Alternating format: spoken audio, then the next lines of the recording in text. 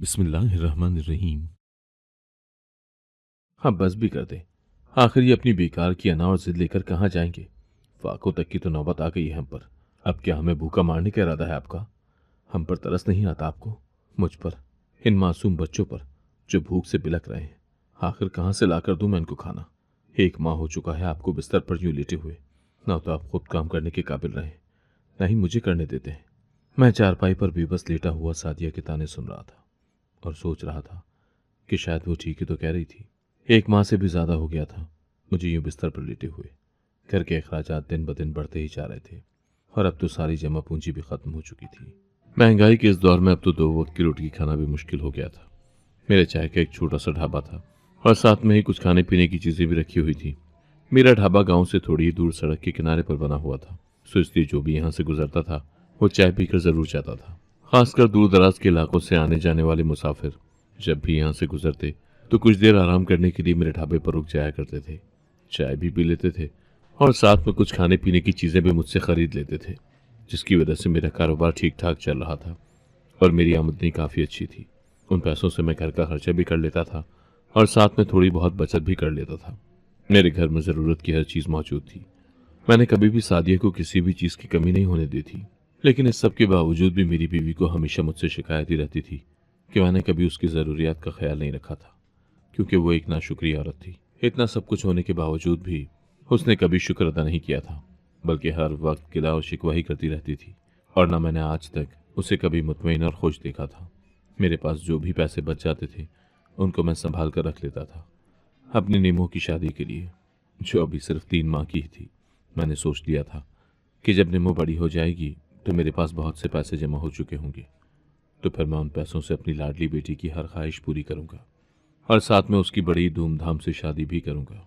लेकिन वक्त किसी को इतनी मोहलत भला कब देता है। मेरी सादिया के साथ पसंद की शादी हुई थी। मैं एक निहायती सीधा साधा आदमी था, लेकिन इसके बरक्स सादिया बड़ी चंचल और शौक मिजाज लड़की थी। सादिया मेरे मामू की बेटी थी। मैं उसे बचपन से ही पसंद करता था और उससे शादी करना चाहता था। क्योंकि मेरा अच्छा खासा काम चल रहा था, इसीलिए मामू को मेरे रिश्ते से कोई एतराज़ नहीं था। उन्होंने मेरी शादी अपनी बेटी के साथ खुशी से कर दी थी। शादी के फौरन बाद ही मुझे समझ आ गई थी कि हम दोनों मियाँ बीवी का मिजाज बहुत ही मुख्तलिफ है और हम दोनों अलग सोच रखते हैं। लेकिन इस सब के बावजूद भी मैं सादिया को खुश रखने और उसको समझने की कोशिश करता था। लेकिन फिर भी सादिया को मेरी हर बात से एतराज़ होता था।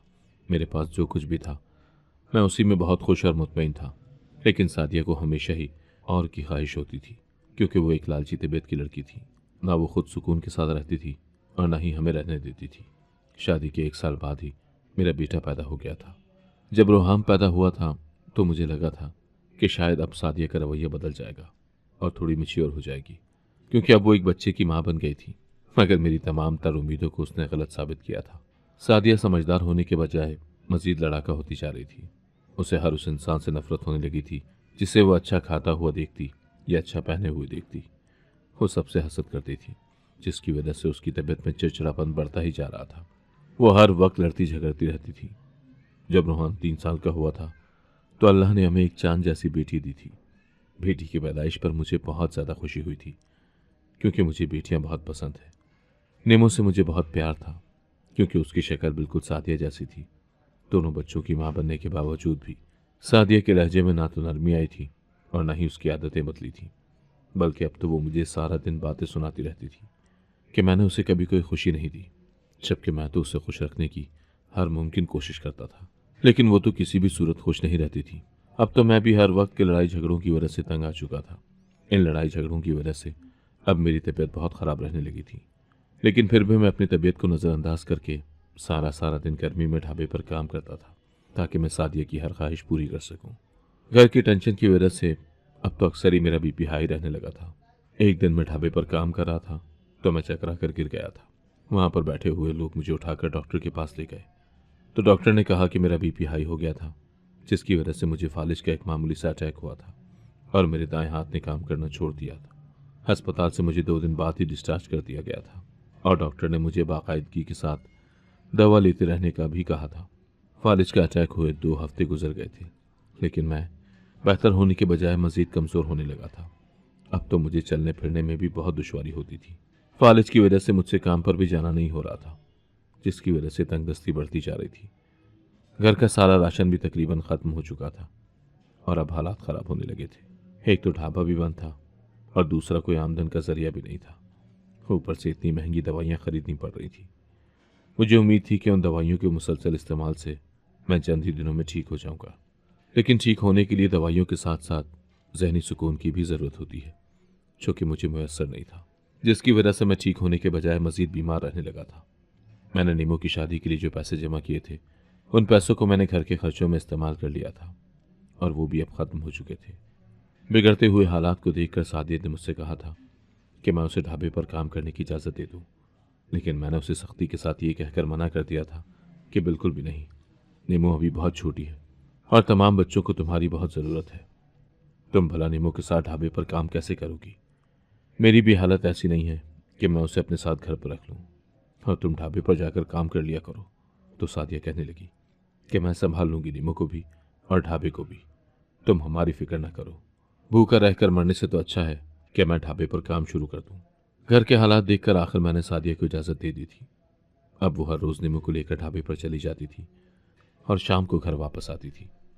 रोहाम को वो मेरे पास ही छोड़ जाती थी, क्योंकि काम वाली जगह पर 2 बच्चों को संभालना काफ़ी मुश्किल होता था और वैसे भी सादिया एक काम ही कर सकती थी, या ढाबा चलाती या फिर वहाँ बच्चों को संभालती। सादिया के काम पर जाने से अब घर के हालात काफ़ी बेहतर हो चुके थे। एक शाम जब सादिया घर आई तो वो बहुत खुश नज़र आ रही थी और साथ में ही वो रोहाम के लिए ढेरों खिलौने भी लेकर आई थी, जिन्हें देखकर रोहाम बहुत खुश हुआ था। इतने ज़्यादा खिलौने देखकर मैंने सादिया से पूछा कि आखिर उसके पास इतने पैसे कहाँ से आए हैं जो ये रोहाम के लिए इतने खिलौने लेकर आई है, जबकि ढाबे के पैसों से तो वो बमुश्किल घर ही चलाती है और कुछ इजाफी चीज़ें लेने के लिए तो पैसे ही नहीं बचते। तो सादिया ने कहा कि आज ढाबे पर एक बहुत ही अमीर फैमिली आई थी, तो उन्होंने मुझे कुछ पैसे टिप के तौर पर दिए थे, इसीलिए मैंने सोचा कि कुछ खिलौने रोहाम के लिए ले जाऊं। वो इन्हें देखकर बहुत खुश हो जाएगा। जब मैं घर पर नहीं होती तो वो इन खिलौनों के साथ ही खेलता रहेगा और आपको तंग भी नहीं करेगा। मैं भी रोहाम को इतना खुश देखकर मुस्कुरा रहा था और फिर मैंने सादिया को कहा कि हाँ, तुम बिल्कुल ठीक कह रही हो, रोहाम इन खिलौनों के साथ ही बहल जाया करेगा। मैंने दिल ही दिल में उन लोगों को काफ़ी दुआएं भी दे डाली थी और सोचा कि काफ़ी अच्छे लोग थे, वरना आजकल के दौर में भला कौन किसी की मदद करता है। सब लोगों को तो अपनी ही जानों के लाले पड़े हुए हैं। अगली सुबह सादिया ढाबे पर जाने से पहले कुछ ढूंढ रही थी। उसे यूं कुछ तलाश करता हुआ और चीज़ों को अलट पलट करता हुआ देखकर आखिर मैंने सादिया से पूछ ही लिया कि तुम इतनी देर से क्या ढूंढ रही हो? तो सादिया ने कहा, एक रस्सी ढूंढ रही हूँ, लेकिन मुझे मिल ही नहीं रही। उसकी बात सुनकर मैं काफ़ी हैरान हुआ था और पूछा कि रस्सी किस लिए चाहिए तुम्हें?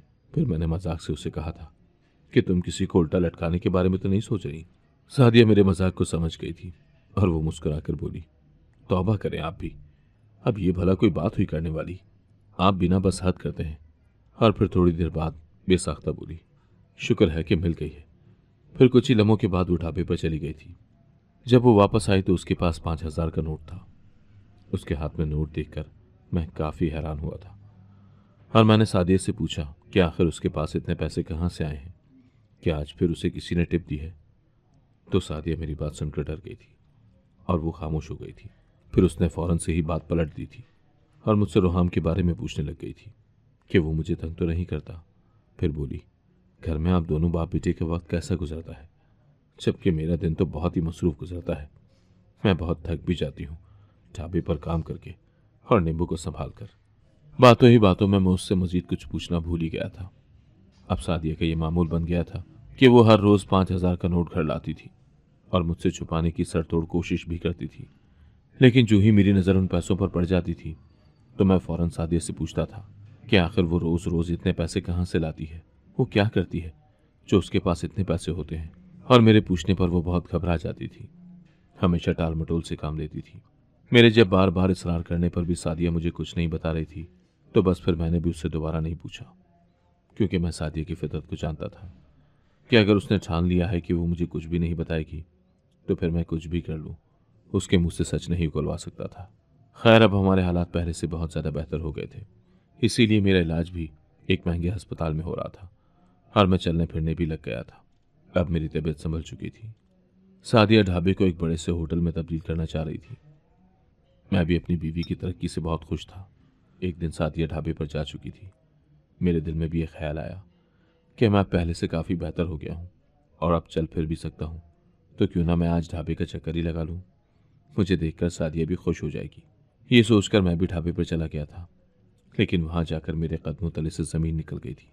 मुझे देखकर सादिया भी बहुत डर गई थी और बोली, आप यहाँ? और फिर जल्दी से कहने लगी, आप आखिर यहाँ पर क्यों आए हैं? उसकी जबान उसका साथ नहीं दे रही थी। वो मुझे देखकर खड़ी की खड़ी ही रह गई थी और अपनी जगह से हरकत करना भी भूल गई थी।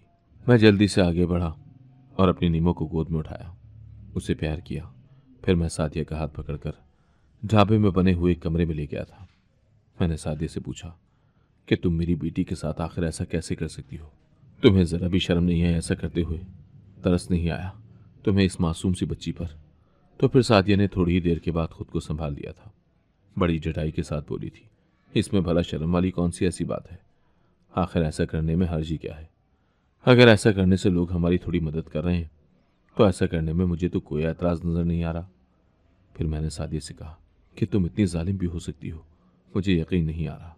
ये कहकर मैंने जल्दी से निमो का हाथ खोला था। फिर मैंने उससे पूछा था कि यह ख्याल आखिर उसके जहन में आया कैसे? तो सादिया बोली, मैं एक दिन जब ढाबे पर आई तो उस दिन निमो की तबीयत बहुत ख़राब थी। बहुत ज़्यादा गर्मी होने की वजह से निमो बार बार मतली भी कर रही थी। फिर 2 मुसाफिर आए, उन्होंने 2 कप चाय का ऑर्डर दिया। मैं चाय पकाने लग गई थी। फिर उसी दौरान निमो ने एक बार फिर से मतली कर दी थी। चाय को मैंने आग पर पकने के लिए रख दिया और खुद जल्दी से निमो को साफ करने लग गई थी। फिर मुसाफिर कहने लगा, बाजी जल्दी करो, चाय ले आओ, वरना चाय के चक्कर में हमारी बस छूट जाएगी। मैंने कहा, जी भाई, बस अभी लाती हूँ। ये कहकर मैं जल्दी से निमो को कमीज पहनाने लगी थी। मुसाफिर बार बार चाय का कह रहे थे, इसीलिए मैंने जल्दी जल्दी में निमो का एक बाजू तो कमीज से निकाल दिया था और दूसरा बाजू निकालना भूल ही गई थी। मैं अपने कामों में लग गई थी। निमो भी तब तक सो चुकी थी। इतनी ही देर में एक और जोड़ा ढाबे पर चाय पीने आया था। ये दोनों मियाँ बीवी बहुत अमीर लग रहे थे। आदमी जाकर कुर्सी पर बैठ गया और औरत आकर निमो को प्यार करने लग गई थी। तो अचानक उसने निमो को प्यार करते हुए मुझसे पूछा कि इसका एक बाजू कहाँ है। मैं भी घबरा गई थी। मैंने जल्दी से आकर देखा था और मुझे याद आया कि मैं तो इसका एक बाजू कमीज से निकालना ही भूल गई थी। फिर वो औरत बोली कि इस बच्ची का एक बाजू पैदाइशी नहीं है या फिर किसी हादसे में कट गया है। मैं खामोश खड़ी उस औरत की फिक्रमंदी से भरी हुई बातें सुन रही थी और मुस्कुरा रही थी। मैं कहने ही लगी थी कि नहीं नहीं, ऐसी वैसी तो कोई बात नहीं है, बल्कि मैं तो इसका बाजू कमीज से निकालना ही भूल गई थी। लेकिन मेरे अल्फाज तो उस वक्त मेरे मुंह के अंदर ही रह गए थे जब मैंने उस औरत को अपना पर्स खोलते हुए और 5,000 का नोट निकालते हुए देखा था। फिर उस औरत ने पैसे निमो के दूसरे हाथ में रख दिए थे और फिर मुझसे बोली कि इन पैसों से बच्ची के लिए कुछ ले लेना। इतने ज़्यादा पैसे देखकर मैं बहुत खुश हो गई थी। फिर मेरे जहन में आया कि क्यों ना अगर मैं हर रोज़ निमो का बाजू कमीज से ही ना निकालूं, तो इस तरह से लोग निमो को देखकर उस पर तरस खाएंगे और उसको कुछ पैसे ही दे दिया करेंगे। इस तरह हमारी भी थोड़ी बहुत मदद हो जाया करेगी। फिर अगले रोज़ मैंने ऐसा ही किया था, लेकिन उस दिन निमो जाग रही थी और खेल रही थी, इसीलिए कमीज के अंदर अपना बाजू हिला रही थी और वो साफ जाहिर हो रहा था कि निमो का बाजू उसकी कमीज के अंदर ही है और वो जिस्मानी तौर पर बिल्कुल ठीक ठाक है। फिर अगले ही रोज़ मुझे ख्याल आया कि क्यों ना मैं निमो का एक बाजू रस्सी के जरिए उसके पेट के साथ बांध दिया करूं। मैंने ऐसा ही किया था। अब मैंने रस्सी के साथ निमो का हाथ उसके पेट के साथ बांधकर ऊपर से कमीज पहना दी थी। ऐसा करने से निमो अब अपना हाथ नहीं हिला पा रही थी और ऐसा ही मालूम होता था कि जैसे निमो का एक बाजू है ही नहीं। जो भी निमो को देखता था वो निमो की ज़रूर मदद करता था। इस तरह ढाबा भी चल रहा था और साथ साथ में दूसरे पैसे भी जमा हो रहे थे। सादिया की बातें सुनकर मुझे उस पर बहुत गुस्सा आया था। मुझे ये तो अच्छी तरह से मालूम था कि वो एक लालची औरत है, लेकिन मैं ये नहीं जानता था कि वो लालच में इस कदर गिर जाएगी कि अपनी ही बच्ची को लोगों के सामने तमाशा बना देगी और पैसे इकट्ठे करेगी। मैंने सादिया को बहुत समझाने की कोशिश की थी, लेकिन वो तो किसी भी सूरत मानने को तैयार न थी। फिर मैंने उसे प्यार से समझाया कि अब उसे ऐसा करने की कोई ज़रूरत नहीं है, क्योंकि अब हमारे पास इतने पैसे जमा हो चुके हैं कि हम एक बड़ा सा होटल बना सकते हैं। आखिरकार वो मान ही गई थी। अब हमारा छोटा सा चाय का ढाबा एक बड़े ही शानदार होटल में तब्दील हो चुका था। सादिया के साथ साथ अब मैंने भी काम संभाल लिया था। हम दोनों मियाँ बीवी मिलकर होटल चलाते थे और साथ में मदद के लिए बहुत से मुलाजिम भी रख लिए थे। अब हमारा कारोबार बहुत अच्छे तरीके से चल रहा था और हमें किसी भी चीज़ की कोई कमी नहीं थी। हम लाखों में पैसा कमा रहे थे। रोहाम को हमने एक अच्छे से स्कूल में दाखिल कर दिया था, जबकि निमो तो अभी छोटी थी और स्कूल नहीं जाती थी। इसीलिए निमो को हम अपने साथ ही होटल ले आते थे। निमो को खिलाने और उसका ख्याल रखने के लिए हमने एक बेबी सिटर भी रख ली थी, जो हर वक्त निमो के साथ ही रहती थी। सब कुछ ठीक ठाक चल रहा था, लेकिन सादिया की फितरत नहीं बदली थी। उसका लालच मजीद बढ़ता ही जा रहा था। इतना सब कुछ होने के बावजूद भी उसे सब बहुत कम लगता था और वो हर वक्त कुछ और पाने की जस्तजू में ही लगी रहती थी। अब तो सादिया लालच में बिल्कुल ही पागल हो चुकी थी। उसे तो सिर्फ अब पैसे से ही मोहब्बत थी और बस पैसा ही उसके लिए सब कुछ था। उसके अलावा उसे किसी भी चीज़ का होश नहीं था। अब तो मेरे साथ साथ उसने अपने बच्चों को भी नज़रअंदाज करना शुरू कर दिया था। ना तो उसे बच्चों की फिक्र थी और ना ही घर की परवाह थी। सादिया सुबह उठकर जल्दी होटल चली जाया करती थी और नाश्ता भी वहीं जाकर करती थी। फिर शाम को लेट घर आती थी। मैं उसे बहुत समझाता था कि घर को और बच्चों को तुम्हारी ज़रूरत है, थोड़ा वक्त हमारे लिए और घर के लिए भी निकाल लिया करो। लेकिन उसे मेरी बात की समझ ही नहीं आती थी, या फिर वो जानबूझकर ही अनजान बन रही थी। मुझे उसकी हरकतें देखकर अब बहुत गुस्सा आता था। इस बात पर हमारी काफ़ी दफ़ा नोक झोंक भी हुई थी, लेकिन वो टस से मस्तक नहीं हो रही थी। नेमो की जो बेबी सिटर थी वो बहुत बीमार हो गई थी, तो वो कुछ दिनों की छुट्टी लेकर अपने घर चली गई थी अपनी माँ से मिलने के लिए। नेमो की देखभाल अब हमें ही करनी थी, लेकिन सादिया तो नेमो से बिल्कुल ही लाताल्लुक थी और इस तरह से बिहेव कर रही थी जैसे उसका नेमो के साथ किसी भी किस्म का कोई ताल्लुक ही ना हो। नेमो का हर तरह से मैं ही ख्याल रख रहा था। एक दिन मुझे काम के सिलसिले में कहीं जाना पड़ गया था, तो मैंने नेमो को सादिया के पास छोड़ दिया था और सादिया को खास ताकीद कर दी थी कि वो नेमो का बहुत ख्याल रखे। मैं बस थोड़ी देर में वापस आ जाऊंगा। लेकिन सादिया ने मेरे कहने के बावजूद भी नेमो का ख्याल नहीं रखा था। किचन में गर्म तेल पड़ा हुआ था। सादिया ने लापरवाही करते हुए नेमो को किचन में ही छोड़ दिया था और खुद बाहर चली गई थी। तो नेमो ने अपना हाथ गर्म तेल में डाल लिया था, जिसकी वजह से नेमो का हाथ बहुत बुरी तरह से जल चुका था। जब मैं वापस आया तो नेमो को इस हालत में देखकर मेरी तो जान ही निकल गई थी। मुझे गुस्सा तो बहुत आया था सादिया की इस कदर लापरवाही पर, लेकिन मैंने खुद को समझाया कि आखिर वो भी माँ है नेमो की। नेमो को देखकर उसे भी तकलीफ हो रही होगी, इसीलिए मैंने उसे कुछ भी नहीं कहा था। लेकिन सादिया, वो तो मेरी नरमी का नाजायज फायदा उठा रही थी। वो नेमो को इस हालत में भी मुसलसल इग्नोर कर रही थी। वो नेमो को घर पर छोड़कर खुद होटल चली जाती थी। नेमो सारा सारा दिन रोती रहती थी। एक दिन नेमो के हाथ में बहुत ज्यादा दर्द था, तो दर्द की वजह से वो बस अपनी माँ को याद कर करके रोई जा रही थी। मैंने सादिया को फ़ोन किया और उसे फ़ौरन घर आने के लिए कहा था, लेकिन उसने फ़ोन ये कहकर बंद कर दिया कि बच्ची को मैं संभाल लूँ, वो शाम तक घर आ जाएगी। सादिया की ये बात सुनकर मैं तैश में आ गया था। मैंने नेमो को अपनी हमसाई के घर छोड़ा और ख़ुद होटल चला गया था। वहाँ पर जाकर मैंने सारे स्टाफ को छुट्टी दे दी थी और होटल बंद कर दिया था। फिर मेरे और सादिया के दरमियान बहुत लड़ाई हुई थी। सादिया अपनी गलती को तस्लीम करने के बजाय उल्टा मेरे साथ ही बहस कर रही थी। हम दोनों एक दूसरे की कोई भी बात सुने बगैर बस लड़े ही जा रहे थे। अचानक सादिया ने कहा कि बस अब बहुत हो गया है, मुझसे अब और बर्दाश्त नहीं होता, नहीं रहना है मुझे तुम्हारे साथ। खुदा के वास्ते मुझे तलाक दे दो और छोड़ दो मेरी जान। मैं तंग आ चुकी हूँ तुमसे और तुम्हारे इन रोज़ रोज़ के लड़ाई झगड़ों से। फिर मैं भी चीखा था कि मैं करता हूँ क्या लड़ाई, लड़ाई हमेशा तुम्हारी वजह से होती है। तो सादिया फिर दो टोक लहजे में बोली थी कि जिसकी भी वजह से होती है, मैंने अब ये तय कर लिया है कि तुमसे तलाक लेकर ही रहूंगी। सादिया की बात सुनकर मैं आपे से बाहर हो गया था और दूर पड़ा डंडा उठाकर मैंने उसे मारा था। वो सीधा जाकर सादिया के सर पर लगा था। सादिया वहीं जमीन पर गिर गई थी और उसका खून बहने लगा था। मैं ये सब देखकर बहुत डर गया था, क्योंकि मैं उसे जान से नहीं मारना चाहता था। मैं तो उससे बहुत मोहब्बत करता था। मैं भी वहीं सादिया के पास जमीन पर बैठकर रोने लग गया था और सोच रहा था कि ये सब क्या हो गया है मुझसे। फिर मैंने खुद को संभाला और जमीन खोदकर सादिया को वहीं होटल में दफन कर दिया था। घर आकर भी मैं बहुत परेशान था, क्योंकि ये सब मुझसे गलती में हुआ था। वही मंजर बार बार मेरी आंखों के सामने आ रहा था। मैं बस रोए जा रहा था और फिर कुछ दिनों के बाद मुझे अचानक याद आया था कि होटल तो सादिया के नाम पर है। मैंने जल्दी से होटल के कागजात लिए और होटल की तरफ चल पड़ा था। वहां जाकर मैंने सादिया की कब्र खोदी ताकि मैं उसके अंगूठे का प्रिंट ले सकूं। लेकिन जैसे ही मैंने कब्र खोदी तो मुझ पर कयामत गुजर गई थी, क्योंकि वहां पर तो सादिया थी ही नहीं, कब्र खाली थी। ये मंजर देखकर तो मैं हवास बाख्ता ही हो गया था और सोच रहा था कि आखिर ऐसा कैसे हो सकता है, जबकि मैंने तो सादिया को खुद यहाँ पर ही दफन किया था। सादिया की लाश कहाँ जा सकती है, यही सोचते हुए मैं परेशान हल घर वापस आ गया था। बस सादिया के बारे में ही सोचे जा रहा था। होटल को बंद किए हुए भी काफी दिन गुजर गए थे और मैंने सारे स्टाफ को भी छुट्टी दी हुई थी। बच्चे भी अपनी माँ को याद करके रोए जा रहे थे। मेरे पास तो उन बच्चों को दिलासा देने के अलावा कुछ भी नहीं था। मेरे दिन रात तो बस पछतावे में ही गुजर रहे थे।